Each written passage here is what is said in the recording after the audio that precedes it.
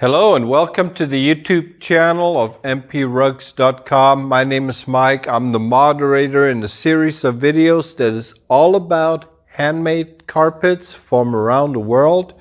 Welcome you to our channel, and I hope you and your family are doing well. In today's episode, I'm going to be using several rugs as examples to show you not only some of the fraud that is common in especially the high-end handmade carpets, but also try to give you some tips. And these are specially designed for beginners. This is something that I have featured in many of my videos, and that is about how to tell the difference between real rugs, real handmade rugs, and imitation rugs, or rugs that were made to look like the genuine masterpieces. And right here I have two examples. I'm going to show you later on when I get behind the camera. I'm going to give you a few pointers, and I'm going to try to make it as simple as I can so that those of you, whether you're new to Persian rugs or if you just joined our channel, I want to give you some actual tips. And for example, here we have a couple of what is supposed to be Turkish Hereke rugs. These are some of the most common types of reproduced types of carpets. In fact, I've read estimates of up to 90% of all the silk carpets that are sold in Turkey, as an example, are actually made in China, including this carpet right here that was purchased by a buyer many years ago in Turkey. It has the Turkish Ozipek signature, which is extremely, the Ozipek workshop is one of the workshops that was extremely popular, and then it basically went out of business back in the late 80s, early 90s. But there are some people that are still weaving rugs and adding the Ozipek signature to it. Now, the problem is, and this is something I've had a lot of folks asking me about. Here is a Chinese Hereke. This is a Chinese-made, basically Turkish rug. This right here to my right is an actual, genuine Turkish Ozipek Hereke. The signature is a genuine. Now, we could easily, if I wanted to, I can, honest to God, I could sell this as a Turkish Hereke and point out the fact that it has the Ozipek signature. And 99% of you would not be able to tell the difference. Well, in this video, I'm going to try to give you a few pointers. And this is something that I've been doing since I started my channel. It's not just about me trying to get you to spend your hard-earned money. This is a passion. This is fun. I want you to enjoy the carpet that you have. I also want to make myself available for you. For example, if you have questions about carpets, there is a link below in the description. You can send me a few pictures. I have a video that I made, like I said, the link is right there, in which I show you what type of pictures I need and the size. And I'll be more than happy to take a quick look at what you have, and I can give you an answer as to there's a good chance I can give you an answer as to what you have. Typically don't do appraisals. I get a lot of folks asking me, well, I got a rug, how much do you think it's worth? And I always tell people, I don't do appraisals, because I need to be able to hold the rug in my hand. I need to see it in person. I don't like doing appraisals without seeing the rugs in person. But if you were to ask me, Mike, can you tell me if this rug is handmade or what type of rug it is? Chances are I either know the answer, or I can ask folks in my family, friends, neighbors, and we can get you the answers. But the point is, This channel is all about having fun and also trying to make it informative and useful for you. And so in this video, I have the Ozipek, a genuine piece. I also have an imitation one, both sold in Turkey as so-called genuine pieces, but we know this is Chinese, we know this is Turkish. So I'm going to use these two rugs as an example, as well as show you a couple of examples of Persian rugs, where you also have faked signatures that look very legitimate. But for those of us that know about rugs, we can look at it and we can see immediately that there is something not right. In this case, for example, we have the Ozipek signature. It was clearly woven by someone who doesn't really speak the language. And this is a telltale sign. When I get behind the camera, I'm actually going to take off these two pieces, put them side by side, and show you some of the details. But to, for example, give you an idea of what I'm saying before I do the close-ups. If you look at this beautiful Hereke, like I said, it's a 4th season rug and everything. It's a design that I featured in one of my other videos. Really beautiful, unique piece. One of the ways, for example, that I can tell the difference is when you look at the signature, and then I'm going to compare it to the signature of the Chinese piece right here. They look very similar. But if you ask someone who can actually read the writing, whether that's Arabic, Turkish, whether it's Persian or Farsi, if you have a rug and you have a signature, please ask someone who can read the writing to translate for you what it says. Because chances are, if it is genuine, the signature is going to be legible and it's going to make sense to the person that knows the language. But if it is, like for example, if I were to weave a rug, I don't know how to read and write Farsi. I can speak a little bit because my parents are from Iran, but being born and raised in Germany before I moved to the States, I never learned how to read and write Farsi. So if I were to weave a rug not knowing how to read and write, well, chances are I'm going to screw up a signature. And that is what you typically find with the Chinese ones. The Chinese signature just does not look right to anyone that knows how to read them. And that's really important. That's the biggest single tip that I can give you. A good weaver, when they spend all this time making a beautiful rug, they're not going to take shortcuts when it comes to the signatures. In fact, it's oftentimes the other way around. The signature has to stand for something. So when you have a sloppy signature on a very fine rug, that is typically a telltale sign. So that's one of them. And I wanted to feature these two pieces because, like I said, again, the Turkish Hereke rugs are some of the most copies. Unfortunately, the Hereke industry has all but been wiped out by the cheaper imitation, the Chinese out there. And so I wanted to feature these two. Now what I'm going to do is I'm going to get behind the camera as I always do. I'm going to show you some of the other ways that I can tell the difference, especially when it comes to the Turkish rugs. Then I'm also going to show you a couple of other examples of Persian rugs. We have a Habibian, we have a Serafian. Well, both of those are obviously fake for obvious reasons, but I'm going to show you literally while using the camera in my hand of what it is I'm talking about. So I'm going to get behind the camera now.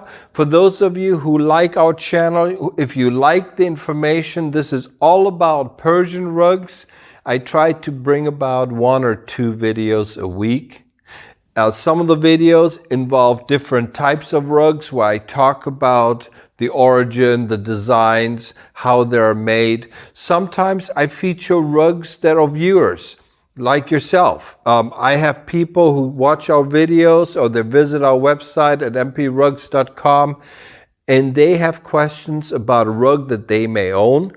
And so when they see the channel here and they see how I make myself available, they take me up on the offer. And sometimes, with their permission, I feature their own rugs in videos to show you what other people, the questions that people have and the answers. And then oftentimes it's very helpful to folks who then thank me for it. So if this is something that you enjoy doing, feel free to hit the subscribe button. So now what I'm going to do is I'm going to get behind the camera. I'm going to feature not only these 2 pieces and show you some of the ways that I can tell what type of, whether it's genuine or not when it comes to Turkish rugs, but I'm going to show you the couple of fake signatures on some of the other Persian rugs. And then I'm going to come back to you at the end and give you guys a quick goodbye. So here I'm behind the camera and to give you a few pointers. And this is, I want to keep myself, I want to remind myself the fact that chances are you who's watching this video, you may not even notice a difference between the Chinese copy and the genuine piece. And this is really where knowledge of the carpets come in. And so, but I'm going to try to give you a few pointers. Like I said, we have a genuine piece on the right.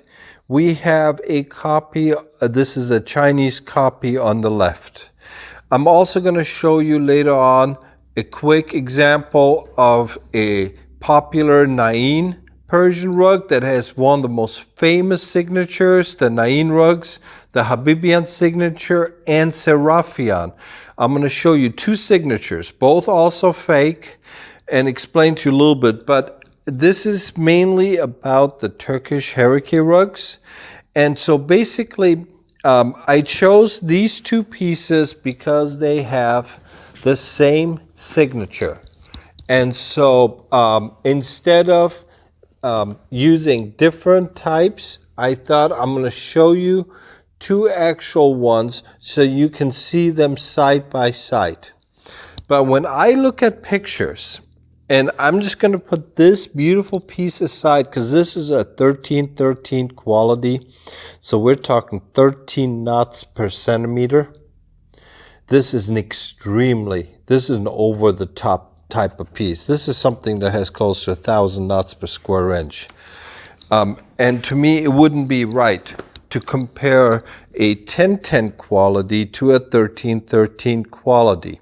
So here we have a 1010 quality, beautiful Hereke. This is also an Ozipek, but it has the signature as it was done in the old days. Sometimes you have it in Persian, and here you have it. This is the Arabic version of it. And so, but these are both. This is an actual 1010 quality Hereke Ozipek. So was this one sold as, even though it's a Chinese one. But where we tell the difference, for example, and this is something that I've always been asked, telltale signs between Turkish, Chinese. Look at the silk. Now this is an older piece. This is about 40, 50 years old. This is less than 20. But one thing I want you to look at is the color change in the silk. You notice how the Turkish silk tends to be more curly. And it's also much, much denser. Both 1010 quality rugs. The difference between the two, this one, the Turkish silk, is about 50% heavier and denser. And you can also see it in the workmanship. Here's my big fat ugly finger. As I push down and run it, really dense. Whereas on the Chinese one, you can see it. The quality simply isn't there. That's the best way I can put it. It's the same thing. I can go in here. You can see I'm rolling it up. And you can see that you cannot see the foundation. On the Chinese rugs, as soon as you pinch them up, it's a whole different ball game. You can just tell that this is nowhere near, in terms of the thickness, the density, as the Turkish rugs. But what I look for is the fringes. And I cannot show you. Also, notice the knots at the end. This is Chinese. This is Turkish. And yes, they do make these in different ways. Sometimes, depending on the weavers, but in all cases, when I see this right here, this type of knots, and you see how they lump together the fringes, and then they just basically put a quick knot in it, to me, that's a telltale sign that it's Chinese. Also, look at the kilim. Look at the way it's made, especially when I flip it over on the back. This, to me, looks Chinese. And now this is where I have no problems telling you, 53 years old, I learned how to walk on these rugs. So I got 50 years of what I call gut instincts. I don't have a college degree. I did not get a master's in Persian rugs, but I do know this. Chinese, Turkish. See this right here? They do not take the Turkish, generally speaking, they don't bunch together a bunch of fringes and then tie them in a knot the way it's done. Also, the ending is very well even, consistent, whereas in the Chinese, you notice the difference right there? There's the pile, and the kilim was added later. So there is a few pointers: the type of silk, the signature, and how they are read. Like I said, this is the Chinese. Earlier I showed you the Turkish one. And so I wanted to give you a few pointers as far as the type of things that I look for. Now, the biggest advice that I can give you is that if you are buying a rug and you are not 100% sure of what you are dealing with, walk away. I would rather have you save your money than end up doing what happened here. This is, earlier I showed you the Turkish, now I'm going to show you real quick two of the most famous signatures that you will find in Persian rugs. Here are the Nain rug, here's an Isfahan. And real quick, here is a beautiful Serafian signature. And it was done by someone extremely knowledgeable, well experienced. Here you have a beautiful Habibian signature. The Habibian weaver, one of the most famous of weavers in Persian rugs. Now, these are both what we call new pieces. The Nain is brand new. The Isfahan was actually purchased by us as it's a used piece, but here's the thing. I'm going to go real quick. Nain, Habibian. The poor guy has been dead for over 30 years. And he has stopped making rugs back in the 80s and 70s. Yet, as you can see, supposedly, most of the Nain high-end pieces are made in the Shishla quality. They have the signature there. Some people say it's not really a copy of his signature, but it's a tribute. The main thing I want you to know, if you are looking at a new Nain rug and you see the Habibian signature, I'm sorry, I took it upside down, there it is. That Habibian guy has been dead.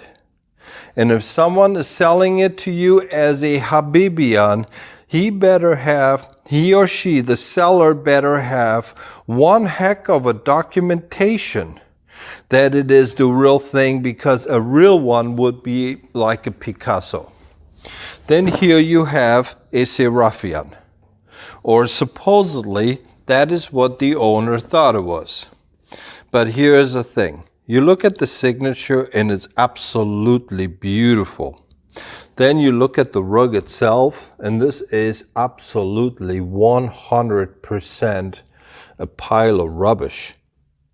It's like they basically took a Rolls-Royce logo and they put it on a beat-up car. I mean, look at this rug. It's a fine quality Isfahan, but it's obviously not exactly of a Serafian type of quality. I mean, I'm just going to look at this, but then look at the signature.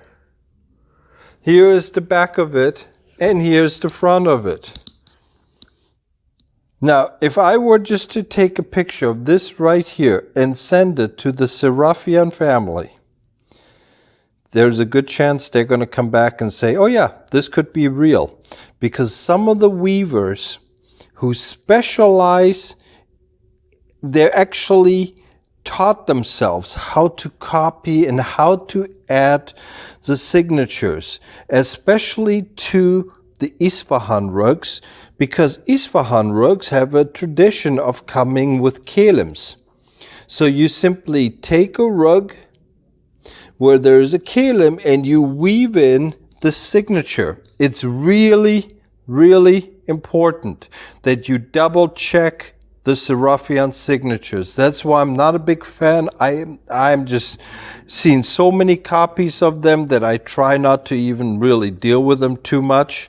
But I just wanted to give you two Persian examples as well as the Turkish examples that I showed you earlier. So now I'm going to come back to you. I hope this video was of help. I'm going to come back to you and say my quick goodbyes.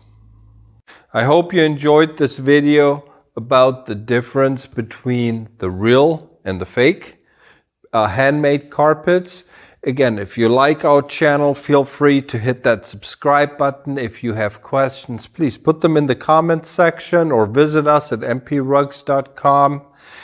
I'm going to be coming back to you with many more videos to come. Until I do, I wish you and your family the very best. Until we see each other again. Take care. Bye-bye.